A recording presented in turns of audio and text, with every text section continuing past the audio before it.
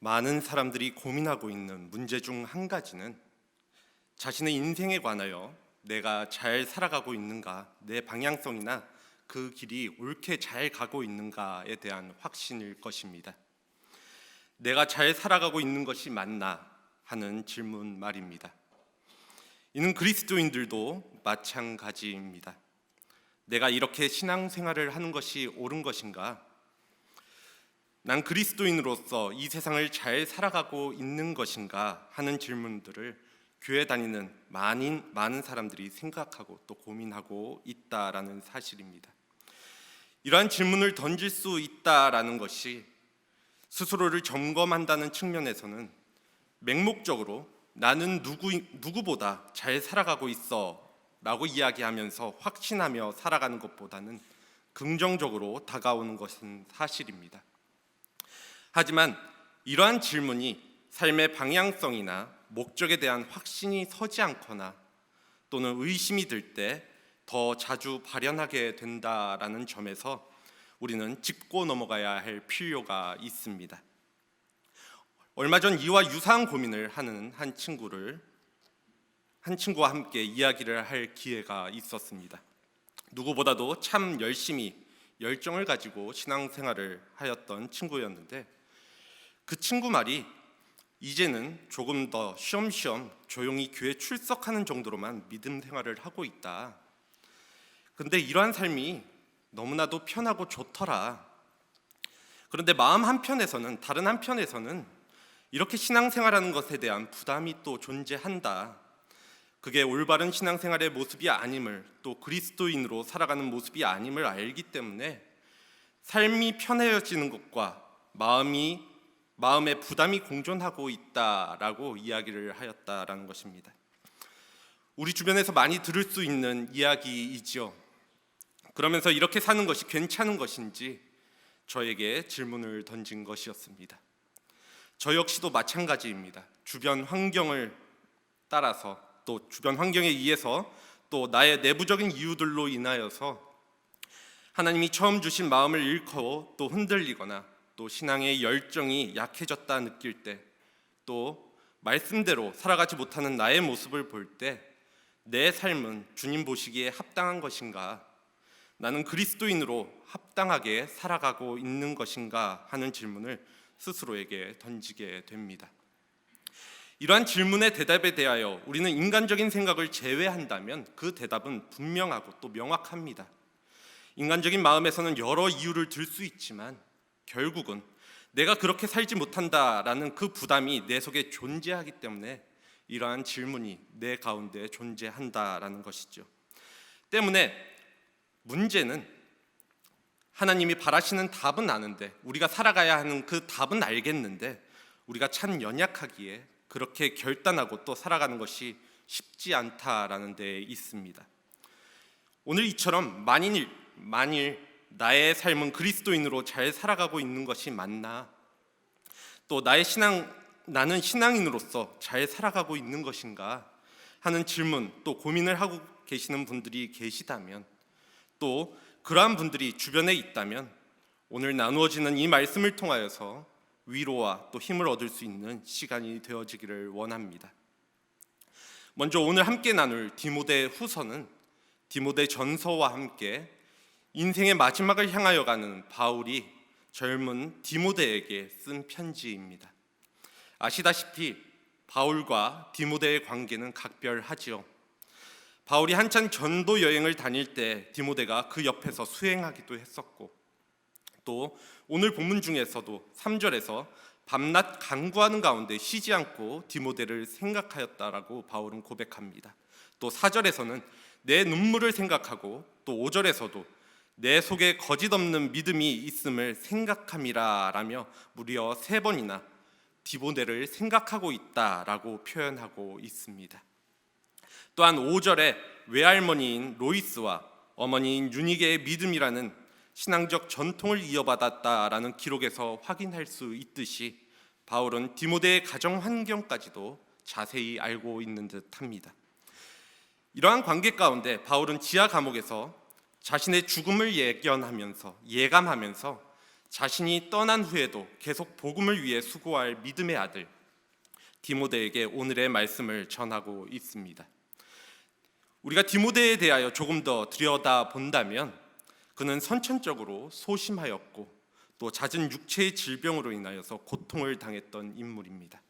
그리고 오늘 말씀 당시의 상황을 놓고 본다면 바울이 감옥에 갇혀 있었기에 디모데는 홀로 에베소 교회에서 고분분투하면서 당시에 있었던 거짓 교사들의 반발에 부딪혀 심적으로 위축되어 있었던 상황이었습니다. 이러한 상황에서 디모데는 그의 성향상 내가 어떻게 살아가야 할 것인가, 내가 어떻게 그리스도인으로 잘 살아갈 수 있을 것인가, 교회를 이끌면서 살아갈 수 있을 것인가, 또 지금의 자신의 모습이 그리스도인으로서 옳은 방향성을 가지고 살아가고 있는 모습인지 항상 의구심을 품었을 것이 당연합니다.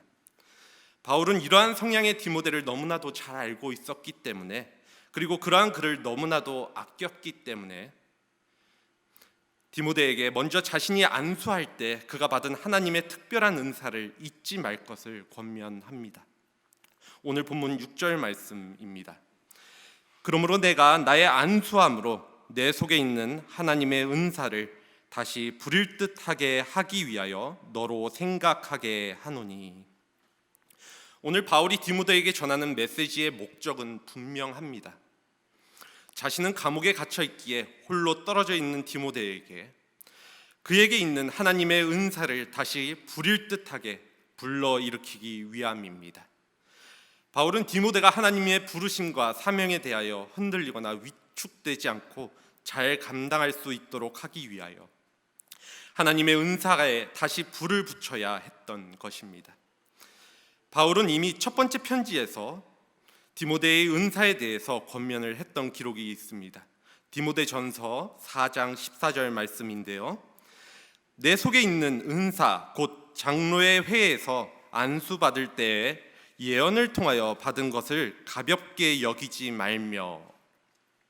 그렇게 바울은 디모데가 자신의 사명을 잘 감당하기 위해서 꼭 필요한 하나님의 은사, 그 은사에 계속 불을 지피라고 또다시 격려하고 있는 것입니다. 우리는 여기서 은사에 대한 사람의 책임을 생각할 수 있습니다. 하나님께서는 그 뜻에 따라 믿는 자들에게 영적인 은사, 영적인 재능을 주시지요. 누구에게나 말입니다. 그런데 은사를 받은 사람은 은사를 받은 것으로 끝이 아닙니다. 은사를 받은 사람은 그 은사를 하나님의 뜻에 따라 계속 사용하여야 하고 또 개발함으로 은사가 계속 불타오를 수 있도록 수고해야 한다라는 것입니다. 가만히 있는데 아무 목적이나 뜻 없이 저절로 은사가 나타나고 또 개발되고 하는 것이 아니라는 것입니다. 그렇게 우리가 하나님으로부터 어떠한 은사를 어떠한 분량으로 받았든지 간에 우리는 우리 안에 있는 은사에 계속 불을 붙이기 위해 수고하고 또 노력해야 합니다. 즉 훈련해야 한다라는 것입니다. 그렇지 않으면 우리는 하나님이 원하시는 사람이 되는 일에 또 하나님이 우리에게 맡기신 일을 감당하기에 어려움이 발생하게 될 것이기 때문입니다. 문제는 우리의 이러한 열정이, 우리의 이러한 생각이 끝까지 잘 오래가기가 쉽지 않다라는 데 있습니다. 그래서 때로는 흔들리고 또 방향성을 잃을 때도 있는 것입니다. 각자 우리 자신을 한번 돌아보시기 바랍니다. 하나님이 내게 주신 은사를 나는 얼마나 잘 관리하고 있는 것인지, 단순히 다른 사람에게 보여지는 모습이 아니라 나 스스로를 점검하고 자신을 돌아보는 것이 필요합니다. 나는 내 은사를 가지고 무엇을 하고 있는가? 잘 사용하고 있는 것인가? 그리고 그것을 잘 개발하고 있는가? 그렇지 않다면 어떻게 하면 다시 은사를 뜨겁게 활활 타오르게 할 수 있을 것인가 하는 질문들 말입니다. 바울은 디모데의 은사에 다시 불을 붙이기 위하여 말씀을 이어갑니다. 본문 7절입니다. 하나님이 우리에게 주신 것은 두려워하는 마음이 아니요 오직 능력과 사랑과 절제하는 마음이니. 오늘 여기 마음으로 번역된 헬라어 단어는 원래 영을 의미하는 단어입니다. 그런데 바울 서신에 나타나는 일반적인 용례로 우리가 이를 살펴보자라고 한다면 오늘 이 마음이라는 단어를 성령을 의미함을 알 수 있습니다. 바울은 하나님께서 일꾼을 세우시고 안수를 받을 때 우리는 두려워하는 영이 아니라 능력과 사랑과 절제의 성령을 받았음을 디모데에게 전하고 있는 것입니다. 하나님이 우리에게 주신 성령님, 우리 안에 거하시는 성령이 역사하시면 우리는 두려움을 버리고 능력과 사랑과 절제를 나타낼 수 있습니다. 그러니 내 안에 계시는 그 성령님을 생각하라 말씀하고 있는 것입니다. 이를 조금 더 살펴보면 성령은 능력의 영이시기에 우리에게 능력을 주시죠. 우리가 주님께로부터 주어진 은사로 섬길 때 성령의 능력이 나타나게 되어집니다. 그 능력으로 우리는 하나님의 일을 감당할 수 있게 되는 것입니다. 그리고 성령은 사랑의 영이기에 우리가 사람들을 사랑할 수 있도록 하시고 또 그렇게 사랑할 수 있는 힘과 용기를 허락하여 주십니다. 또한 성령은 절제의 영이기에 우리가 균형을 잃지 않도록, 그래서 적절하게 행동할 수 있도록 하여 주십니다. 즉 하나님이 우리에게 성령님을 주신 것은 그리스도인으로 살아가며 흔들리거나 두려움 가운데 놓이게 하기 위해서가 아니라 은사를 잘 감당하도록 또 사랑하고 절제할 수 있도록 하시기 위해 주셨다라는 사실입니다. 앞서서도 조금 언급드렸지만 디모데의 상황을 생각하면 바울의 권면이 더 잘 이해가 되실 것입니다. 에베소 교회로부터 주어진 책임을 디모데가 홀로 감당하기에 그의 나이는 어렸고 또 몸은 각종 질병으로 약하였으며 마음은 여렸습니다. 그렇기에 그는 더 걱정과 두려움을 느꼈을 것이죠. 우리 모두가 각자의 상황이 다르고 또 환경이 다르다 하여도 분명한 것은 하나님이 주신 은사를 사용하는 데 있어서 다양한 방해를 받을 수 있다, 다양한 방해를 만날 수 있다라는 것입니다. 그것은 내 안에 있는 게으름이나 또 건강의 문제일 수도 있고 또 두려움과 같은 내부적인 요인일 수도 있습니다. 또는 주변의 환경이나 사람들 또 환경에 따른 상황에 따른 외부적인 요소일 수도 있습니다. 그럴 때 우리는 생각할 수 있어야 합니다. 하나님께서는 우리에게 능력과 사랑과 절제의 성령님을 주셨다라는 사실을 말입니다. 성령님을 주셨기에 하나님께서는 우리가 그 모든 것을 능히 감당할 수 있도록 하십니다. 아무리 작은 일이라 할지라도 하나님은 성령님을 통하여 그 일을 감당할 수 있도록 필요한 모든 것을 허락하시고 또 그러한 성령님이 함께 하시기에 두려움을 버리고 그 일을 감당할 수 있다라는 것입니다. 또한 바울은 9절, 10절을 통하여서 하나님이 우리를 구원하심에 대하여, 즉 복음에 대하여 이야기를 하면서 디모데에게 우리가 어떠한 존재인지를 분명히 이야기합니다. 9절, 10절 말씀입니다. 하나님이 우리를 구원하사 거룩하신 소명으로 부르심은 우리의 행위대로 하심이 아니요 오직 자기의 뜻과 영원 전부터 그리스도 예수 안에서 우리에게 주신 은혜대로 하심이라. 이제는 우리 구주 그리스도 예수의 나타내심으로 말미암아 나타나셨으니 그는 사망을 패하시고 복음으로써 생명과 썩지 아니할 것을 드러내신지라. 우리는 하나님이 구원하시고 거룩한 소명으로 부르신 자이다. 그리고 그것은 오직 하나님의 뜻과 또 영원 전부터 예수 안에서, 예수 그리스도 안에서 우리에게 주신 은혜로 말미암아 주신 것이라라는 사실이죠. 바울은 하나님께서 자신과 디모데를 거룩한 소명으로 부르셨다라고 오늘 분명하게 이야기합니다. 바울은 그 소명을 이후 11절에서 조금 더 구체적으로 언급을 합니다. 선포자와 사도와 교사로 부름을 받았다라는 것입니다. 바울은 부활의 주님을 만나고 회심했고 또 평생 교회의 지도자로 살았던 인물입니다.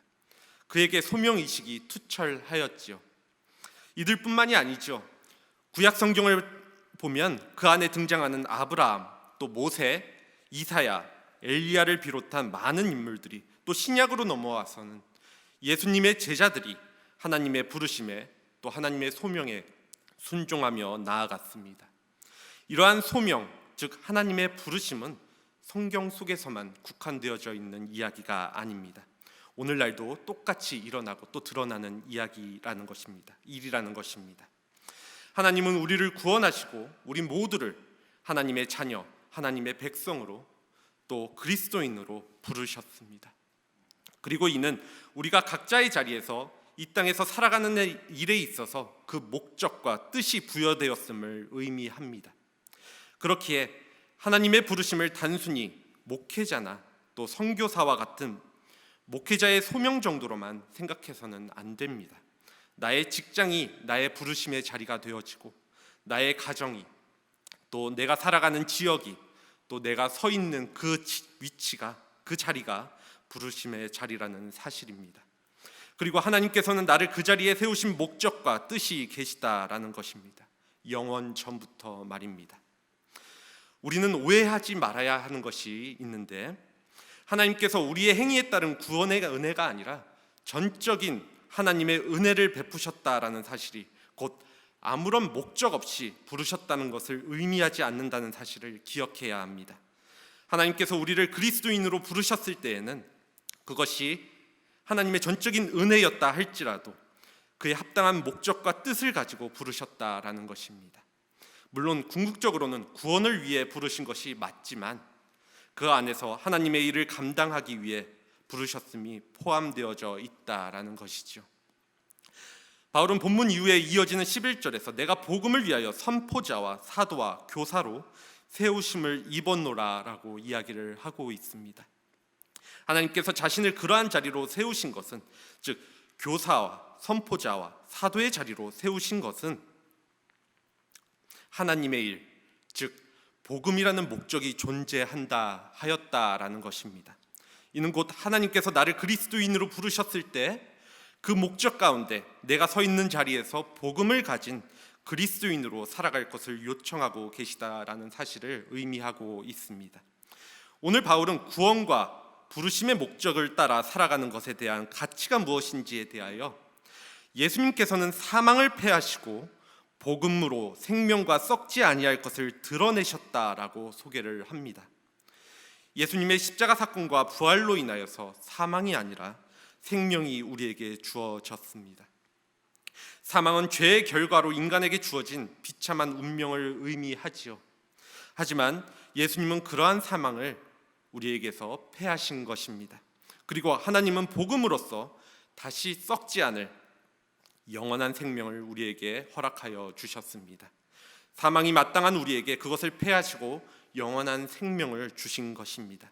이것이 우리가 잘 알고 있는 복음이죠. 이를 들을 수 있게 된 것, 또 이를 받아들일 수 있게 된 것, 이 모든 것이 하나님의 은혜입니다. 그 은혜로 우리에게 주님 안에 있는 새로운 생명을 주셨고 또 그 은혜로 우리에게 성령님을 주셔서 하나님께서 주신 은사대로 복음을 위하여 살아갈 수 있도록 하신 것입니다. 그렇기에 우리는 하나님의 부르심이 즉 소명이 무뎌져 갈 때 또 내가 그리스도인으로 잘 살아가고 있는 것인지 의심되어질 때 내가 받은 복음에 대하여 오직 하나님의 은혜로 나를 사망으로부터 구원하셨다는 그 놀라운 사실을 기억한다라고 한다면 그리고 그 하나님의 은혜를 나를 향한 그 거룩한 부르심을 우리가 돌아볼 수 있다라고 한다면 그리스도인으로 살아가는데 우리의 마음을 다시 굳건히 잡을 수 있게 되어질 것이고 또 큰 힘과 용기를 얻게 될 것입니다. 오늘 사도 바울은 그리스도인으로 살아가는 일에 있어서 흔들릴지 모르는 디모데에게 하나님께서는 능력과 사랑과 절제의 성령을 주셨으니 힘을 내라고 또 너에게 구원의 은혜를 베푸시고 거룩한 소명의 자리로 부르셨음을 기억하라고 오늘 권면하고 있는 것입니다.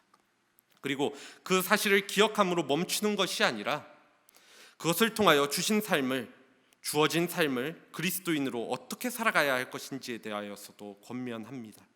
오늘 그것이 8절에 기록되어져 있습니다.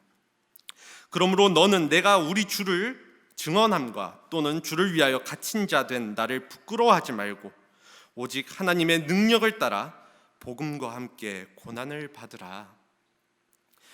세상에 복음을 들고 나아가 예수님을 증언하는 것이나 또 그로 인하여 자신이 감옥에 가게 된 것을 부끄러워하지 말고 복음과 함께 고난을 받으라라고 바울은 이야기하고 있습니다. 하나님이 주신 것들에 대하여, 또 복음을 전하는 일에 대하여, 그리고 그로 인하여 당하여지는 고난에 대하여 바울은 부끄러워하지 않았습니다. 그리고 하나님의 능력을 따라 복음과 함께 고난을 받기를 기뻐하였지요. 바울은 로마서 1장 16절을 통하여서 이렇게 고백을 합니다. 내가 복음을 부끄러워하지 아니하노니 이 복음은 모든 믿는 자에게 구원을 주시는 하나님의 능력이 됨이라. 먼저는 유대인에게요, 그리고 헬라인에게로다. 사실 인간적인 관점에서 보면 복음에는 부끄러워해야 할 것들이 참 많이 있습니다.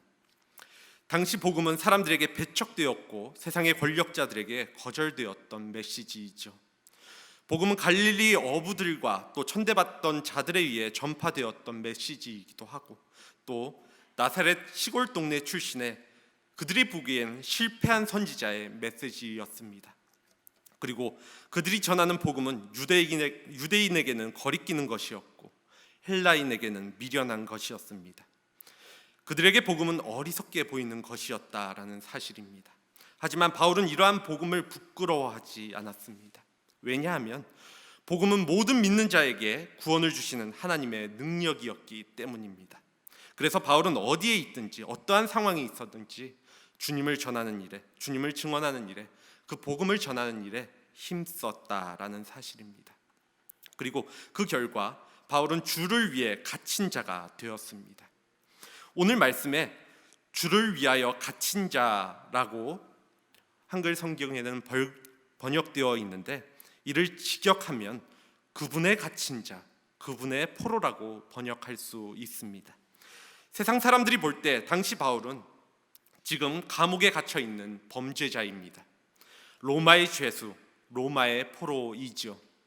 하지만 바울은 부끄럽지 않습니다. 왜냐하면 그는 로마의 포로가 아니라 예수 그리스도의 포로, 예수 그리스도 안에 거하는 자이기 때문입니다.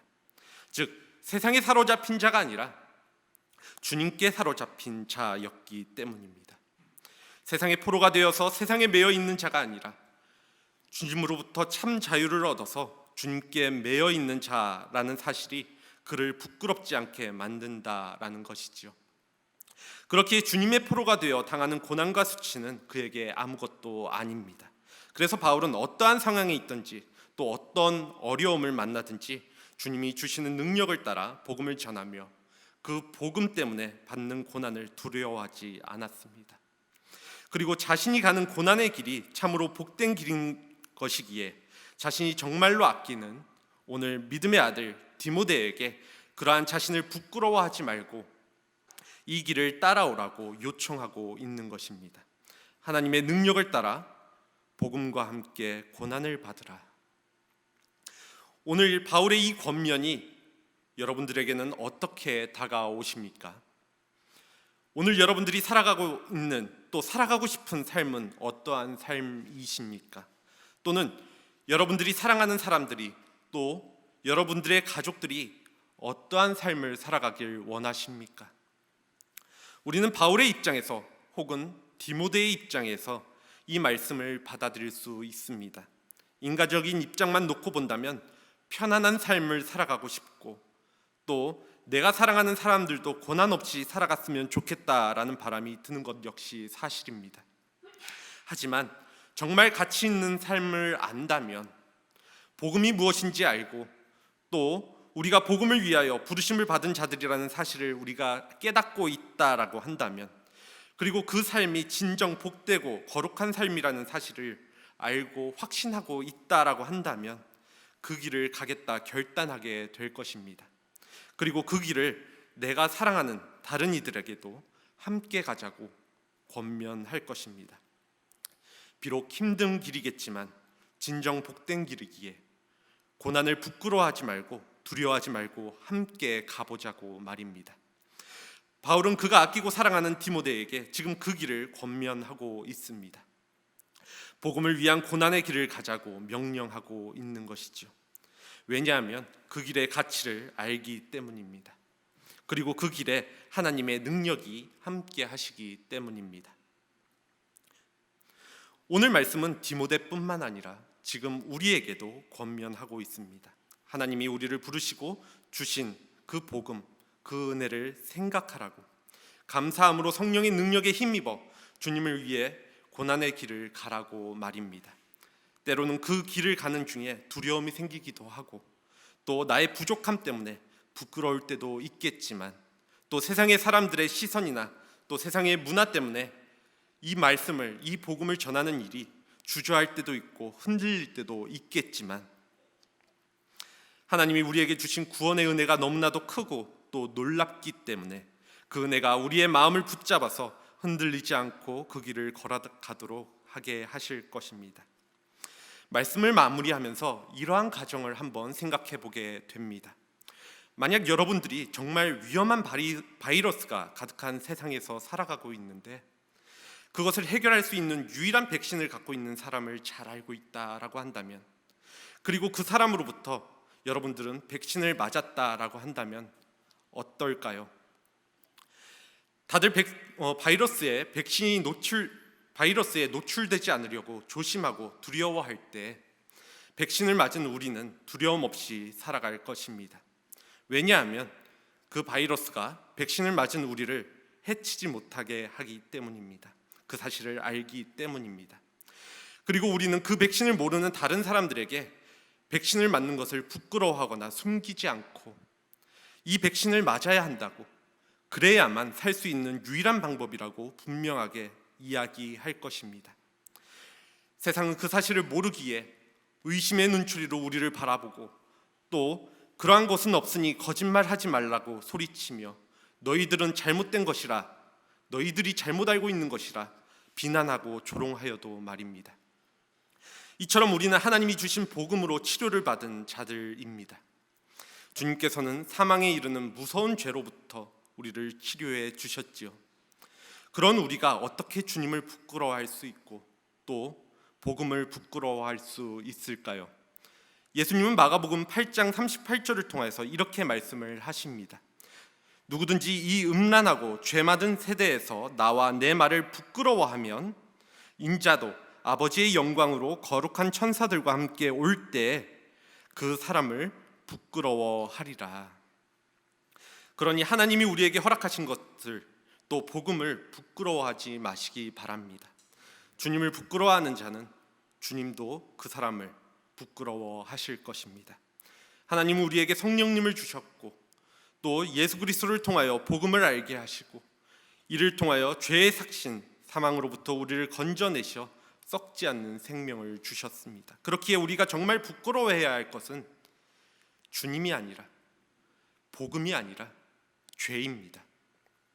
서두에서도 언급드렸듯이 우리가 고민하고 있는 것들, 즉 오늘 나의 삶이 의심되어지고 또 그리스도인으로 잘 살아가고 있는 것인지에 대한 확신이 들지 않는다 하는 고민을 갖고 계시다라고 한다면, 나를 향한 부르심과 구원의 은혜, 그리고 주신 은사들을 돌아보실 수 있는 여러분들 되어지길 원합니다. 하나님께서는 영원 전부터 우리를 향한 계획을 갖고 계심으로써 구원의 은혜를 베푸시고 우리를 각자의 자리로 부르셨음을, 그리고 이를 위하여 성령님을 보내시고 또 일하게 하심을 기억하셔야 합니다.